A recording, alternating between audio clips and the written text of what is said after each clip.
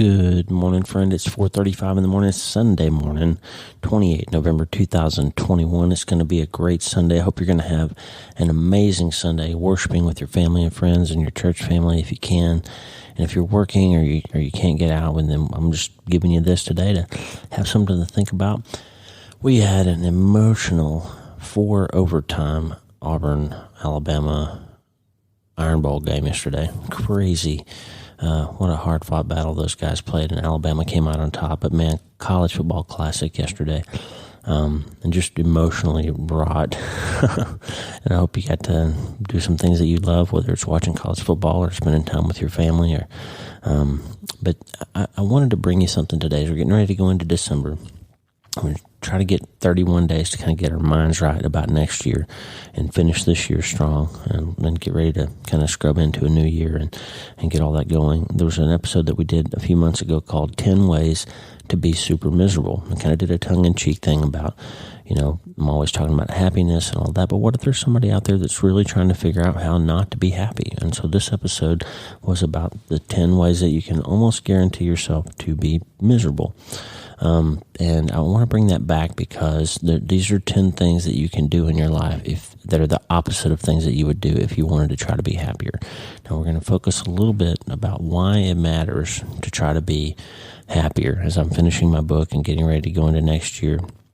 I want to spend a little time with you as we get close to a new year here, to just sort of figure out the things that are guaranteed to help us get on that path that Jesus said that he came here to give us, this path to a more abundant, peaceful, joyful life, and why it matters. So we're going to bring back some of those ideas as we go through December. Got lots of great stuff coming for you in December. And I just want to give you this 10 ways to be super miserable. And after the end of that episode, we're going to segue into a little music, Mercy Me's song that I love called Happy Dance. And so just giving you this for Sunday morning. I hope you have time to work out or do something. Put this in your ear when you have a chance.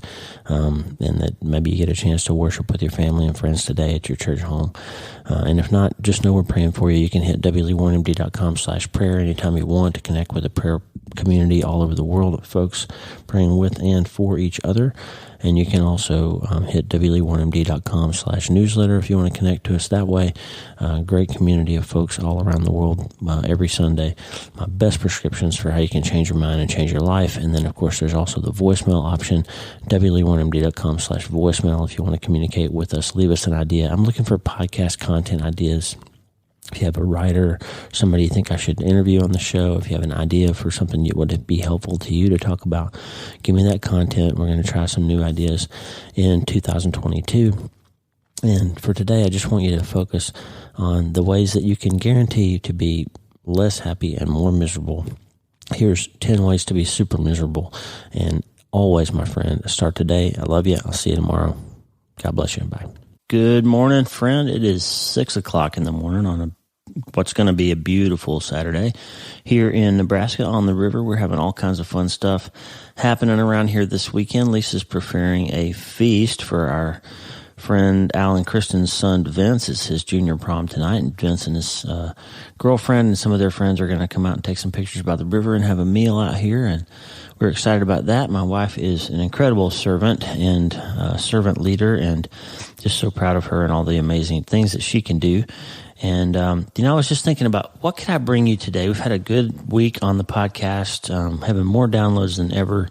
We are in range of getting to 20,000 downloads a month. If you share a couple episodes with your friends, I think we might get there in May. So no, I'm not Joe Rogan. There's not a million people a week that listen to my podcast, but we have been steadily growing because of people like you and because of the patrons that help us to share this message around the world.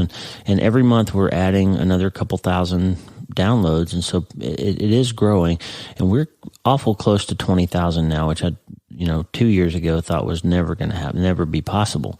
So the show's growing, and I've been thinking about you.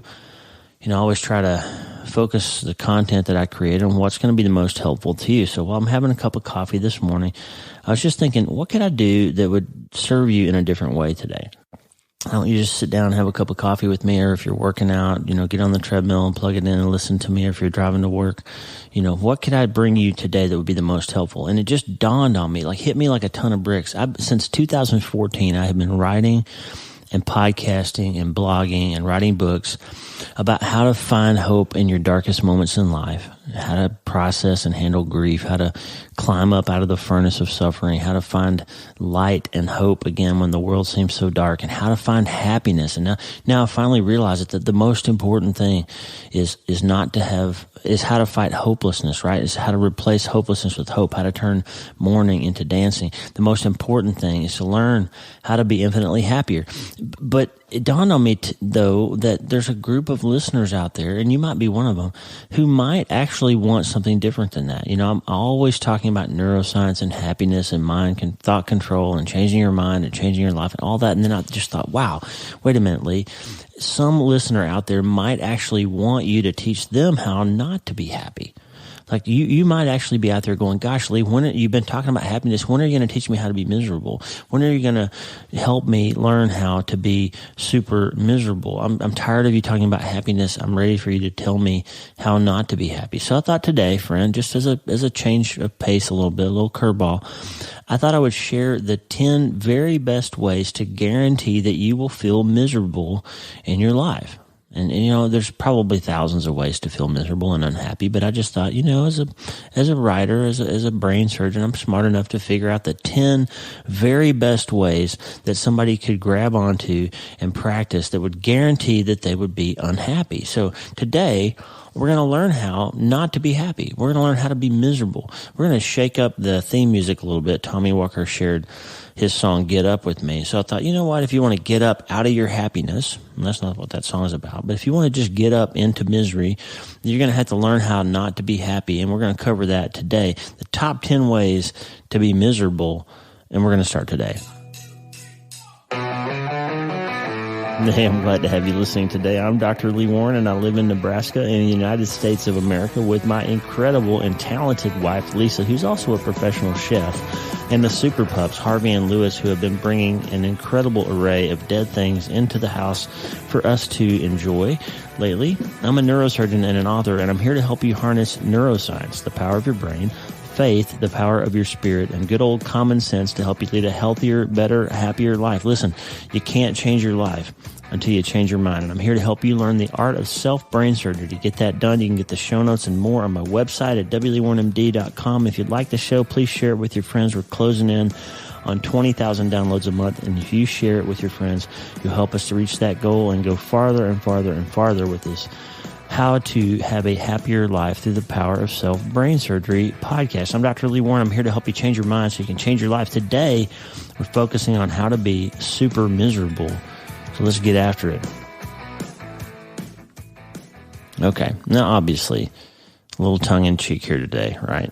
Because I don't want you to be miserable. But if you're one of those people who just wants to be miserable, then I should provide content for you too. So here we go. Here's the top 10 ways to be super miserable in your life. I'm not going to spend a lot of time on any of these. I'm just going to throw them out there and let you think about some things. And then I'll spend maybe 60 seconds or so on each one until the last one, number 10. We're going to spend a little bit more time on, but the top way that you can, the number one way that you can become more miserable is complain more. If you just complain more and gripe more, you'll be more miserable. This is a loss of power issue. If you complain, you're making yourself believe that change is up to somebody else or something else.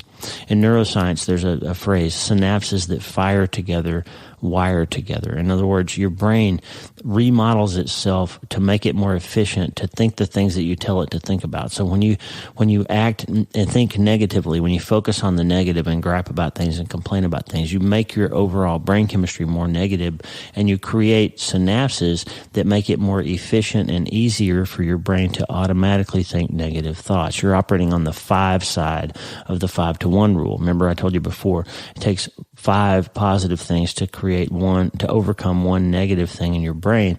And the flip side of that is negative things, negative thoughts, negative emotions and feelings are 5 times more powerful at creating synapses than positive things are. So repeated negative thoughts create negative synapses, and it makes it automatically more negative for you to think. It makes it more likely that you will automatically think more negatively in the future. So if you want to be miserable, complain more.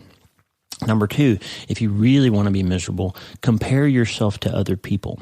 One of the best ways in life to guarantee that you'll be miserable is to get on social media and look at the happy lives and the perfect bodies and the beautiful faces and the flawless, blemishless skin of everybody on Instagram, and you will feel less happy. You'll feel less successful. You'll say, gosh, that guy's got it all together. What you don't see, though, usually with social media, is that supercar that the guy's posing in front of was rented for that shot. The big, massive mansion that your friend lives in now, they are actually mortgaged up to the hilt, and they're in danger of foreclosure because they can't afford it, and they think it's so important to project wealth that they're buying stuff they can't afford. And those people with the 5 perfect kids and the beautiful face and the beautiful, massive husband who's chiseled and all that, they actually have a lousy marriage, and they're unhappy and miserable, and their kids are wrecks, and they're not well behaved and all of that. The fact is, what you see on social media and what you see that other people project is never the actual truth. Comparing yourself to other people will only make you make false assumptions about their happiness and success and overly negative statements and internal beliefs about your own life. So if you want to be unhappy and super miserable, just compare yourself to other people more, because you'll never be able to find a target that you can actually hit without then moving on to another target that's harder to hit. So just compare yourself to other people. You're guaranteed to feel less happy. Number 3, if you focus on listening to your thoughts, then you will guarantee yourself that you'll become less happy, because your thoughts are automatically wired to be negative. And you know this to be true. Your baseline thought is fortune telling in the negative. You wake up in the morning and you'll think, oh my goodness, I overslept a little bit. I don't have time to work out. I'm going to be behind all day. I'm going to be late to work. I'm going to get yelled at by the boss. I'm not going to get a good parking place. You can fortune tell down that negative path because it started with an automatic negative thought that you latched onto and listened to. Now, happy people learn how to talk to their thoughts instead of listening to them. Happy people say, oh yeah, I overslept by 15 minutes, so now I'm only going to get a 15-minute workout on the treadmill instead of a 30-minute workout, and I'll still be on time to work, and I'll grab a cup of coffee, and I'll eat in the car. I'm a little bit behind, but I'm going to make up for it by being smarter, and I'm going to have a great day. You can talk to your thoughts instead of listening to them if you want to be happy, but since we're focusing on how not to be happy today, just remember this. You should listen to every thought that pops into your head and take action on it if you want to be miserable. So if you're looking to have an unhappy life, listen to your thoughts instead of talking to them. Number 4, if you really want to be miserable, believe in the depths of your soul that this one thing happening, or this one person coming into my life, or this finally my wife is going to change this behavior, or this one event is going to make me so happy. If you believe that in the depth of your soul, that some circumstance or some other person can make you happy, then you will be miserable. Here's an example. When you write a book, you say, gosh, if I could only write a book, I'd be so happy. And then you finally write the book and you say, oh man, if I can only find an agent, then I can really be happy because I don't have a chance of being published. And you finally find an agent who likes your work and signs you, and you're happy. But then you're like, oh wow, I wonder if a publisher's going to buy the book. And you're not sure, and you're worried and you're stressed. And finally, the agent calls and says, hey, Penguin Random House bought your manuscript. You're going to be a published author. And you jump for joy. So great. Oh, that's so amazing. And then you say, wow, I wonder if anybody's going to buy my book. And then the release day comes and you're so worried. But hey, it jumps out to a great start and it becomes a number 1 new release on Amazon. And you're so excited. And then you say, wow, I wonder if it's going to make a bestseller list. And then Sunday comes and the New York Times comes out and hey, wow, you made the New York Times bestseller list. And you're so excited. And your very next thought is, I wonder if it's going to get to number 1. And then next week, oh wow, it gets to number 1. And you're so happy. And the next morning you wake up and you say, I wonder how many weeks it's going to stay on number 1. I wonder if it's going to win any awards. I wonder if they're going to buy my second manuscript. I wonder if I'm going to be a one-hit wonder. You see what I'm going? You see where I'm going? If you believe that you have to accomplish a certain thing, the problem is as soon as you accomplish it, something else becomes the new target. If you think that getting into the NFL will make you happy, then it'll be how long can I stay in the NFL? If you're a running back and you make it to the NFL, it'll be, well, can I get 1,000 yards? And if you get 1,000 yards, it'll be, well, was I the number one running back that year? Did I score the most touchdowns? Did I have the least fumbles? If you make it to be the MVP, it'll be, wow, how many years in a row can I do that? Will I make the Pro Bowl? Will I make the Hall of Fame? Do you see where I'm going? If you want to be happy, you have to find some way to be happy with things that don't change, with eternal things, with things that are not tied to events or circumstances or other people's behavior. But if you want to be miserable, just tie your hopes and your dreams to something that you can't really control. And then you will guarantee that you'll never actually be happy. And number 5, if you really want to be miserable, think about yourself more. Instead of saying, how can I make my wife happier today? What can I do today to serve my wife and give her some joy and some honor? If you think that way, you're going to think of yourself less, and you're going to serve other people, and you're going to end up being happier.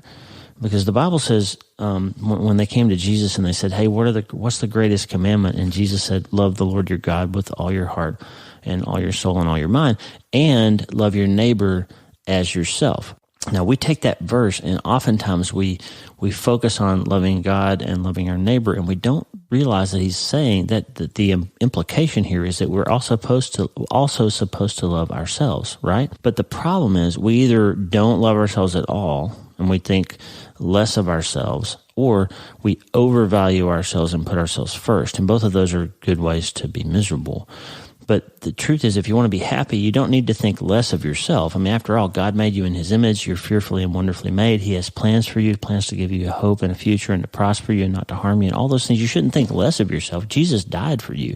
He laid down his life for you. You're pretty darn special. So don't think less about yourself. Just think about yourself less if you want to be happy. So if you want to be miserable, don't think less about yourself, think more about yourself. And don't think about yourself less, think about yourself more. Put yourself first and you'll be more miserable. Number 6, operate out of your limbic system and not out of your frontal lobes. What does that mean? Your limbic system, your amygdala, the emotional parts of your brain are wired to fight or flight. This is how you stay out of trouble. When you hear a loud noise, you run away, and the bear doesn't eat you, right, if you're a caveman. But the problem is if you're in Nebraska in 2021 and you're inside your home and you hear a loud noise and your limbic system says, oh my goodness, there's probably a grizzly bear in the next room, I need to get out of here. Your frontal lobe needs to step in and say, calm down, amygdala. There's not a grizzly bear in the house, unless I'm Joe Exotic or something. There's not a tiger or a grizzly bear under the bed. It's not a catastrophe about to happen. Something just, the hot water heater made a noise. That's all. Just relax and go figure it out. That's what your frontal lobe does. Your frontal lobe comes in with executive function and calms things down, and you can act rationally and respond to what's happening instead of reacting to what's happening. So in a battle, for example, if you were in a big fight for your life, you wouldn't just throw your shield down and throw your spear down and run away, but that's what your limbic system would tell you to do. Your limbic system would say, I need to get out of here. But your frontal lobe will say, I can press this fight. I can press forward into the fight and I'll win, right? Now, the other thing the limbic system does sometimes is you build up pressure, emotional pressure. You build up all these fears and thoughts and worries, and you need to vent them in some way. You need to blow them out in some way. And so sometimes we blow up on other people. For example, with God, for example, something bad happens in our lives, and we just really let God have it. God, I hate you. Why did you do this? You can't possibly love me, or I can't believe in a God who would let something like that happen. But the problem is, God's actually, according to Psalm 28:7, the Lord is my strength and my shield. In him my heart trusts and I am helped. God is your shield. God is the protector from those things that happen in your life. And so in a battle, you wouldn't throw your shield down and stomp on it and cuss it out and yell at it for being a terrible shield. And then all of a sudden you're starting to get hit by the arrows, right? You would use your shield to protect you. And the same thing is true with the people closest to us in our lives. Sometimes The people who would be good shields for us to help us fight off the hard parts of life, we actually blow up on them. We vent on them. We take our fears and worries and strife out on them, and that leaves them confused and strained and stressed. Instead of being able to protect us, we throw the shield down and run away. And that's the opposite of what we want to do if we want to be happy. So if you want to be miserable, let your limbic system be in control. Fight or flight, and hear and assume every loud noise is a grizzly bear, and assume everything that happens is going to be a catastrophe, and you'll be less happy. Don't attack your own shield if you want to be happy. Don't live in your limbic system, because limbic is lousy and frontal is fine. Your frontal lobe is the way to find happiness by responding and not reacting to the stress of life. So if you want to be miserable, friend, listen to your limbic system. And also, if you want to be offended, if you want to be miserable, number 7, be easily offended. So if you really, really want to be miserable, do not read John Bevere's book, The Bait of Satan. That book will give you a huge overview of the trap of being easily offended and some amazing life-altering tools of how not to live your life being offended by everything. And the society that we're in right now is a great example of everybody's looking for all the different things that can be offensive. And you see there's no end to that. There's no solution to how miserable you can be if you're easily offended. And the Bible has a lot to say about this. Ecclesiastes 7:21 and 22. Do not take to heart all the things that people say, lest you hear your servant cursing you. Your heart knows that many times you yourself have cursed others.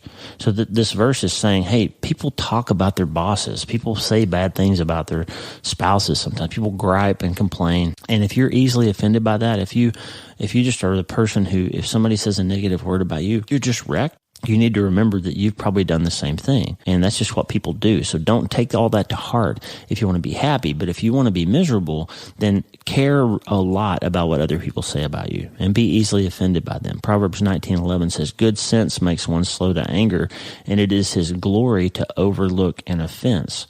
So if you want to be miserable, don't have good sense and be easily angered, be easily offended. Don't overlook offenses, or you'll maybe end up happy. So if you don't want to be happy, then be easily offended. James 1:19 says, know this, my beloved brothers, let every person be quick to hear, slow to speak, and slow to anger.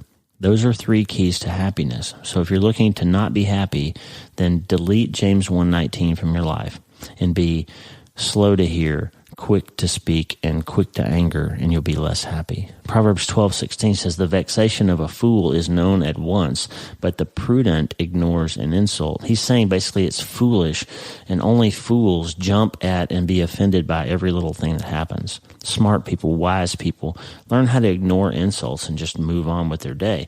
So if you want to be miserable, let everything offend you. And number 8, if you want to be miserable, be less grateful. Ann Voskamp tweeted one time, no amount of regret changes the past. No amount of anxiety changes the future. But any amount of grateful joy changes the present. So if you want to be happier, find something to be thankful for and joyful about when you're going through something hard. So oh wow, I got the bad biopsy, but the doctor said he thinks he can cure it with surgery. So I'm going to focus on that. I'm going to be grateful that I have a good doctor and a good team. My wife did X, my husband did Y, but they've done 1,000 good things, and I'm going to focus on that. I'm going to try to really hard to work through this hard time in my marriage and be grateful for what we have. Right? That's why Ephesians 5:19 and 20 says, address one another in psalms and hymns and spiritual songs, singing and making melody to the Lord with your heart, giving thanks always and for everything to God the Father in the name of Jesus. He says, when should you be thankful? Always. What should you be thankful for? Everything. So if you want to be happy, then be thankful and be grateful and have filled with gratitude, and always find something to give thanks for when you're even going through a hard thing. But if you want to be miserable, find something to complain and gripe and grouse about, and do not ever be thankful, because thankfulness leads to happiness and ingratitude leads to misery. So if you're looking for misery, be less grateful.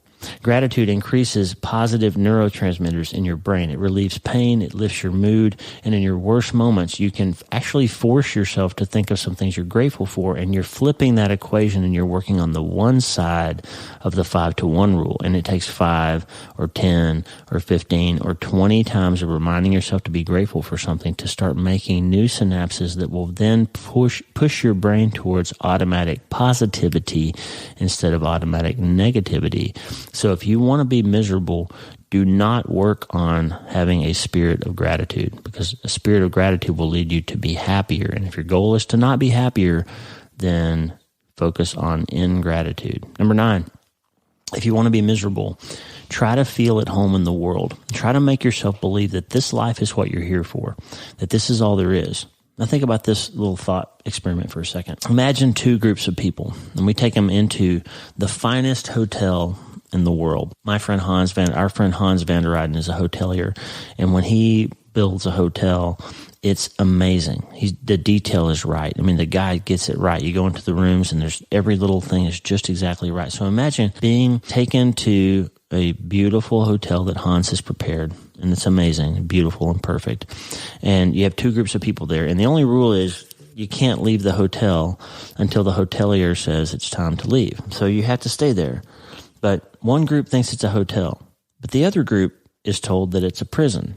And so if you think it's a hotel and you have to stay there for a long time, before long, as human nature, you'll start to notice things that you don't like. I'm tired of the menu. When are they going to change up the menu around here? I've had everything they've got to offer. I'm sick of the filet mignon. I don't want any more pancakes. I'm done with the breakfast buffet. When are they going to change it up? I'm tired of the menu at the bar. The cocktail menu is miserable. I'm tired of it. I don't like the way they fold these towels. The sheets are a little bit scratchy. Why does room service take so long? You'll start focusing on those things that you don't like about it. But if you think it's a prison, you'll be like, man, this is, as prisons go, this is pretty nice. I thought I was going to have to make license plates, but instead I get to go to the spa every day. And, I thought I was going to have to be in solitary confinement, but I get to, go to the gym. There's other people down there, and I can hang out in the restaurant and get to know some other people. And, it's not so bad. I like the garden they've got outside. And, as prisons go, this is pretty good. So if you've got a mindset that this world is a hotel and everything is supposed to be catered to you and room service is always supposed to be available and you're supposed to have your experience handled by a super hospitality expert like Hans and every little thing is supposed to go your way, then life's not going to turn out to be so great for you, because guess what? Hard things happen. They run out of stuff. The menu doesn't change, because the menu of life is that every few days or months or years, something difficult's going to happen, right? Something hard's going to occur. But if you have this understanding that you're not here for this life, that you have a better life, a better place, a better future coming, then you'll say, you know what? Life is pretty beautiful. Yeah, there's hard things, but man, look at that sunrise. Man, look at that bald eagle over there. Look at this amazing woman that's decided to spend her life with me. Look at this guy that has decided to be my husband. Maybe life's not so bad after all. It's just a prison. Yeah, we can't leave until it's time, and our bodies are gonna get weaker, and we're gonna die someday. But boy, we got a bright future. This is not our home. We're not built for this place. So yeah, Earth can be sort of a prison in a sense, but boy, it's not so bad here. As prisons go, as lives go, this one's pretty good, right? It's a mindset. So if you feel at home in the world and you think this is where you're supposed to be, you're going to be pretty miserable. And so if you're focusing on ways not to be happy, then don't get an eternal mindset, because having an eternal mindset will help you sustain positivity and happiness through the hardships of life, because you'll think you're not supposed to be here you're not supposed to be here forever in the first place. This is not your home. You're just visiting. And as prisons go, it's not so bad. There's beautiful things here too. So if you want to be miserable, just try to live in this life and think this is all there is to it, and you'll be less happy. And the last one, number 10, we're going to spend a little bit more time here. If you really want to be unhappy, if you really want to be miserable, then spend less time in the Bible. Less is more if you want to be miserable, because the Bible, the Word, is life. It's living water. It's the bread you need to stop being so hungry. It's the water you need to stop being so thirsty when life leaves you dry and hungry, and the things that you're pursuing and chasing in life aren't doing it for you. The Word of God will give you what you're looking for. And without it, you're alone in a war with no weapons and no defense and no words to comfort you. And as the Psalms say, how happy is the one who does not walk in the advice of the wicked, or stand in the pathway with sinners, or sit in the company of mockers. Instead, his delight is in the Lord's instruction, and he meditates on it day and night. Psalm 1 and 2. There is happiness to be found in avoiding one word, the word the world says. Everything's bad. This is all there is. You better grab life by the horns and get all you can get, or you're never going to be okay. That's what the world says. The Bible says, how happy are you when you don't listen to that word? How happy are you when you stand with me, when you listen to me, when you read from me, when you meditate on me, when you listen to my word and my instruction? You'll be happier. It goes on to say in verse 3, that person is like a tree planted beside flowing streams that bear its fruit in the season, and whose leaf does not wither. Whatever that person does prospers. Now that is untouchability. That's the happy-making, happifying thing that we talked about a couple episodes back in Season 2, Episode 27.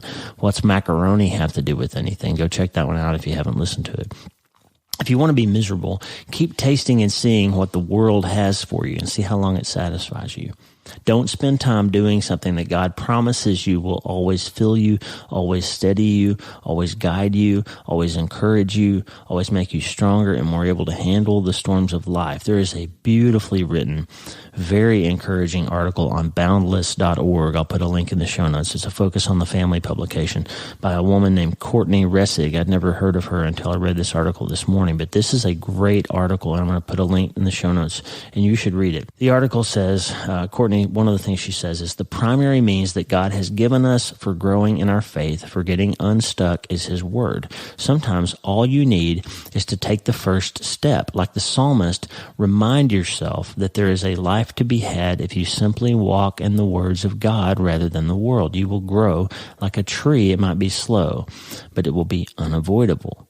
Now, she makes a great point about the book of Psalms. Psalms 1 starts with, here's how you be happy. You're happy if you get in my word. And then it goes on to show us all the different problems that people can have in their lives and how they keep turning to God for comfort and they keep turning to God for help, even while life proves to be hard.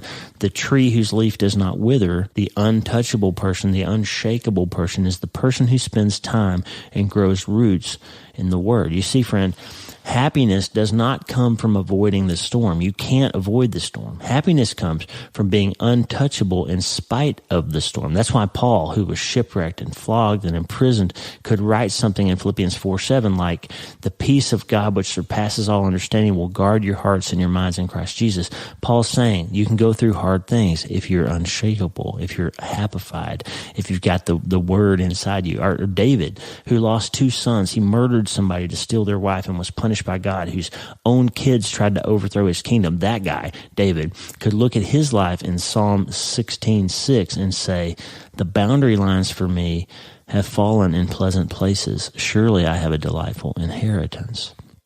David said, my life's not so bad. God's kind of laid it out in a pretty good way for me. Even in the Passion Translation, Psalm 16:6 says it this way, your pleasant path leads me to pleasant places. I'm overwhelmed by the privileges that come from following you. So David, in this tough life, he's gone through really hard things. He's done bad things. He's been punished.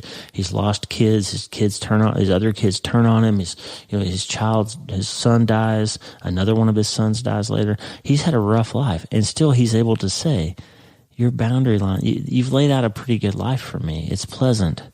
There's hard things, but it's not so bad here. It's good because I have you. Because you've given me hope. That's what David says. So my question for you is, why would you want any of that if you want to be miserable? If you want to be miserable, spend less time in the Bible, right? Spend less time in the Word, because that's where happiness comes from. Now, I've given you 10 perfectly good ways to be miserable today. But the best way is that if you're already unhappy and dissatisfied, this is a bonus, number 11. If you're already unhappy and dissatisfied and uncomfortable in your own skin, just do nothing. Just stay the same. If you keep doing what you've been doing, you'll keep getting what you've been getting. It's easy peasy to stay miserable. But as my wise and lovely Lisa said back in the Pressed But Not Depressed Season 2, Episode 25 episode, if you want to feel better, do better. So let me leave you with a different idea. If you want to be happy, start in the Word. Start in Psalm 1. Just read Psalm 1. And then come back tomorrow, and I'm going to give you another list, the anti-miserable top 10. I'm going to give you the top 10 ways to be infinitely happier. Hopefully release that tomorrow on Sunday.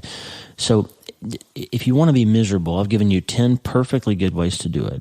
It's just easy. Follow my 10 ways. Stay the same. Don't change. And you'll feel worse starting today. But I suspect that you actually want to feel better instead. So I'll just leave you with the idea that if you want to feel better, start in the Word, go to Psalm 1, read it today, and tomorrow I'll give you 10 ways to be infinitely happier. But if you want to be miserable, just do nothing and start today. Hey, thanks for listening. I know that was a long ride through misery, and I hope that you got something out of it. I'm Dr. Lee Warren, and my podcast is listener-supported. Check out patreon.podbean.com/Dr. Lee Warren, patreon.podbean.com/Dr. Lee Warren. Patrons and partners get special episodes every month that nobody else gets. They get transcripts, free books, all kinds of other stuff.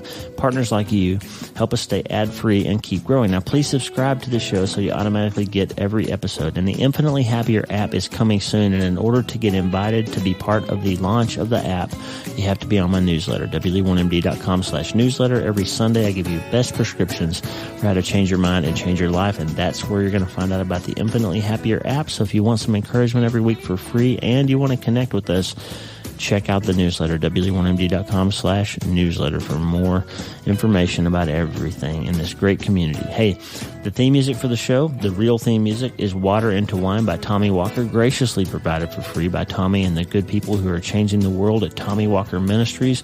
You can get the music for free and consider supporting Tommy's great work at TommyWalkerMinistries.org. And don't forget, if you need prayer, please go to the prayer wall, wlee1md.com/prayer. You can push your prayer requests out there, and lots of people all over the world will pray for you. You'll get an email every time somebody prays for you, and you can also join us in praying for other people. It's beautiful. wlee1md.com/prayer. Remember, friend, you can't change your life until you change your mind. You have to start today. I'm Dr. Lee Warren. The sun's coming up. It's beautiful, and I hope you have an amazing day, and I'll talk to you soon. God bless.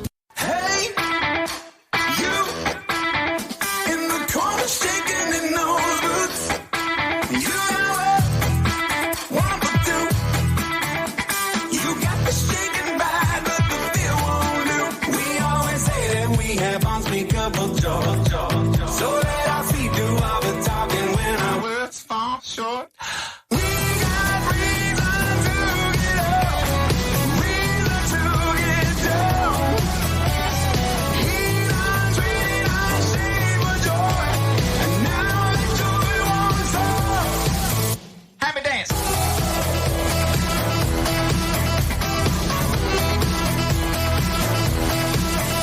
Happy dance.